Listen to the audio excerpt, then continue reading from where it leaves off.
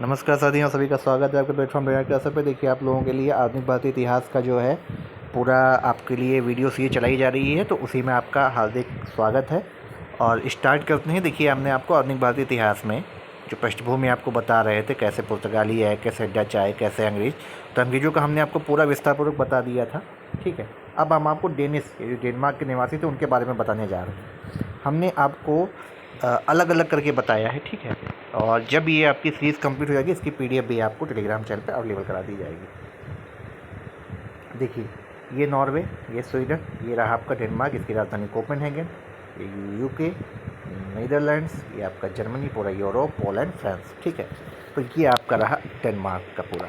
अब देखिए, यहाँ पे होता क्या है। देखिए, 1616 में डेनिश ईस्ट इंडिया कंपनी, 1620 प्रथम फैक्ट्री तिरुनाकोर तमिलनाडु, 1676 द्वितीय फैक्ट्री श्रीरामपुर बंगाल, और 1850 अंग्रेज़ों को सभी कंपनी बेच कर ये चले गए।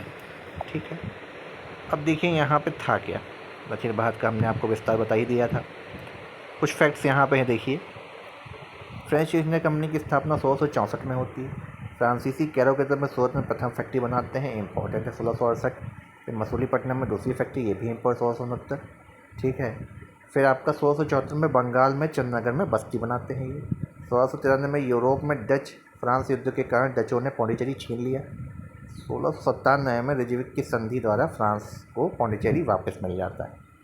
1721 में मॉरिशस, 1724 में माहे, कराईकल 1739, 1742 में डुप्ले फ्रांसीसी गवर्नर बना, तब भारत में फ्रांसीसी साम्राज्यवादी नीति का आरंभ इन्होंने किया। अब देखिए होता क्या है। अब डुप्ले की नीतियाँ भी यहाँ पे समझ लीजिए, कई बार पूछा जा सकता है।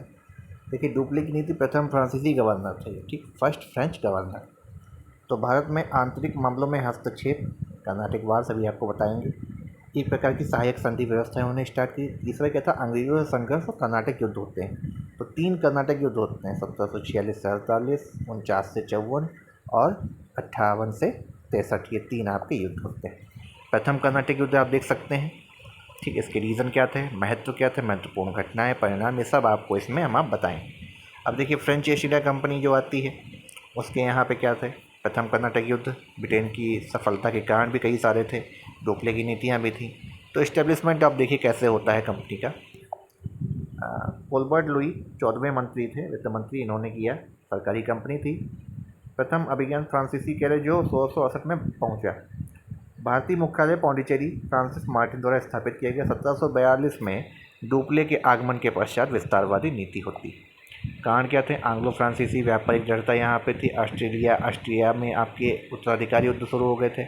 ऑस्ट्रेलिया के सम्राट चार्ल्स फोर्थ की मृत्यु भी हो जाती है। ब्रिटेन बनाम फ्रांस वहाँ पे चल रहा था। किंग जॉर्ज युद्ध आपका जो होता है, प्रथम कर्नाटक युद्ध होता है। तो ये सब सारे आपके महत्वपूर्ण घटनाएं। देखिए, फ्रांसीसी गवर्नर डुप्ले ने कूटनीति द्वारा तत्कालीन कर्नाटक के जो नवाब अनुरुद्दीन थे, शांति की अपील की, हालांकि अंग्रेजी गवर्नर मोर्स ने इसे अस्वीकार किया।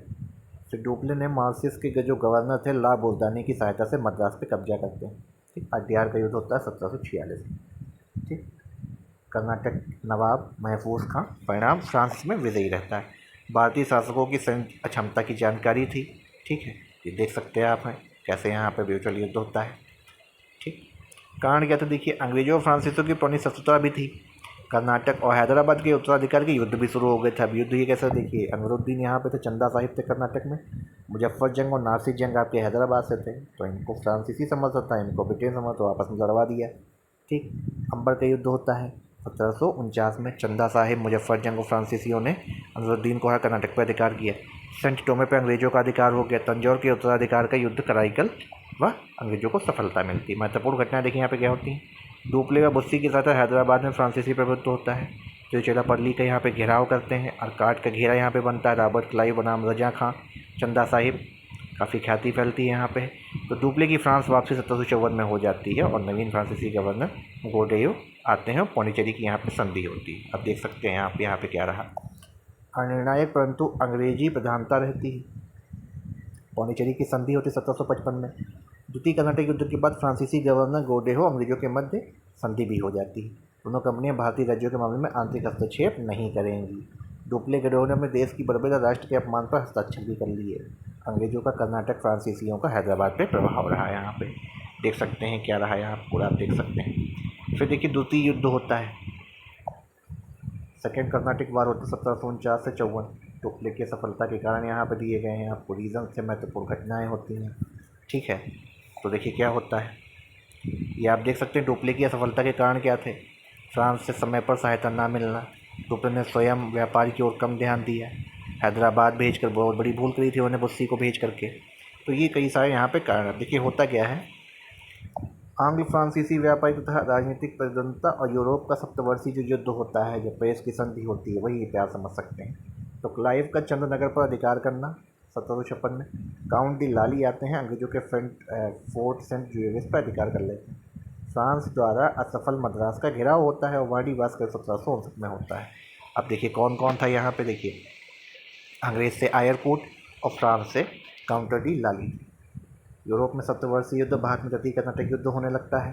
परिणाम क्या होता है, फ्रांसीसी पराजय, पौंडीचेरी पर अंग्रेजों का अधिकार हो जाता है। पेरिस की संधि हमने आपको बताया भी 1763 में हो जाती है। अब इस संधि के दौरान क्या होता है, यूरोप में अंग्रेजों तथा फ्रांसों के मध्य की संधि जिसके द्वारा सप्तवर्षीय तृतीय कर्नाटक युद्ध समाप्त हो। पौंडीचेरी तथा चंद्रनगर के फ्रांसीसियों को लौटा दिए गए, किंतु उन पर यह शर्त लगा दी गई कि भारत में सेना नहीं रख सकेंगे। ठीक है, अंग्रेजों का विरोध करना बंद कर दिया, फ्रांसीसी केवल व्यापार तक ही अब सीमित रह गए थे। ये देख सकते हैं आपने कैसे यहाँ पे पृष्ठभूमि तैयार हुई। पहले ऑस्ट्रेलिया के उत्तराधिकार से, दूसरा हमारा हैदराबाद और कर्नाटक का उत्तराधिकार, तीसरा यूरोप का जो युद्ध हो रहा था सप्तवर्षीय। पेरिस की संधि होती है, पौंडीचेरी की संधि होती है, एक्स-लॉ-सैपल की संधि याद रखिएगा 1748। ठीक है, यहाँ पे देख सकते हैं आप हैं कैप्टन पैराडाइज और कर्नाटक से अनूरुद्दीन लड़े थे। अंबाला की लड़ाई होती है यहाँ पे। ठीक है, नासिर जंग अनूरुद्दीन कर्नाटक से और मुजफ्फर जंग चंदा साहिब फ्रांसीसी थे। इधर लाली और आपके आयरकोट का युद्ध होता है। तो ये आपका पूरा विस्तार पूर्वक हमने आपको कर्नाटक के युद्ध का पूरा बता दिया। अब देखिए यहाँ पे होता क्या है, तृतीय कर्नाटक युद्ध आपको पता चल चुका है। तो फ्रांसीसियों की यहाँ पे पराजय के कारण क्या रहते हैं, देखिए कारण यहाँ पे फ्रांसीसियों को अंग्रेज 1736-56 के बीच 2 पॉइंट और करीबन 2.5 गुना अधिक व्यापार इन्होंने किया। कंपनी का स्वरूप यहाँ पे फ्रांसीसी कंपनी एक सरकारी संस्था, जबकि अंग्रेज एक प्राइवेट कंपनी थी। अंग्रेजों की बंगाल विजय पर प्राप्त कर लेने के बाद अंग्रेजों की प्रतिष्ठा तो बढ़ी, लेकिन साथ ही साथ उसने बंगाल का अपार धन और जनशक्ति भी प्राप्त हुई अंग्रेजों को।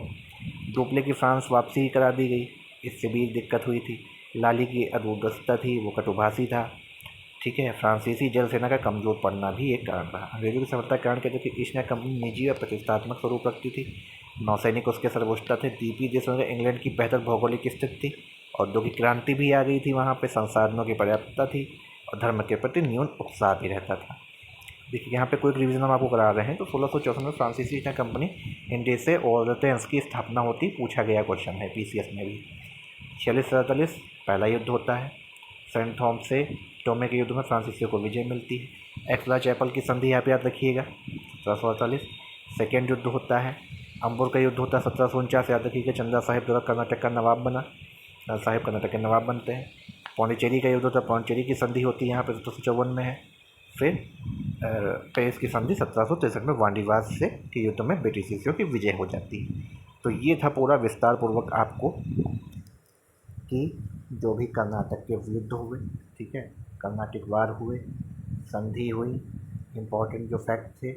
ठीक है, 3 युद्ध होते हैं, आप सभी को पता है, पहला, दूसरा और ये तीसरा। ठीक है, तीसरे से आपका 1763 पेरिस की संधि होती है। ठीक है, पहला आपका 46 से 48 के बीच होता है, एक्स-लॉ-सैपल की संधि होती है यहाँ पे है। और दूसरा आपका 49 से 54 रहता है। ठीक है, यहाँ पे आपकी पौंडीचेरी की संधि होती है। तीनों संधियाँ याद रखिएगा। कैसे अंग्रेज आए और कैसे फ्रांसीसी पराजित होते हैं, सब आपको कोई रिवीजन के माध्यम से बता दिया गया है। ठीक है, देख सकते कौन कौन था। काउंटर डी लाली को बिल्कुल मत भूलिएगा। आयरकोट ये बिल्कुल इंपॉर्टेंट, और ये डेट बिल्कुल याद रखिएगा, 22 जून 1760। ठीक है, या 1746, 1749, तीनों याद रखिएगा, बहुत इंपॉर्टेंट है आप सभी लोगों के लिए। क्वेश्चन अब अंदर से जरूर आने वाले हैं। तो मिलते हैं आपको अगले वीडियो में। ब्रिटिश व्यापारियों का जो आर्थिक प्रभाव रहा, कैसे क्या भारत में उन्होंने अब आगे चल के काम किया। ठीक है, तो जो लोग भी पहली बार वीडियो को देख रहे हैं, पुरानी वीडियो जरूर देख लें जाकर के, डिस्क्रिप्शन में आपको उसका लिंक मिल जाएगा। वीडियो को अगर अच्छा लग रहा है तो एक बार लाइक करके शेयर और सब्सक्राइब जरूर कर लें। धन्यवाद।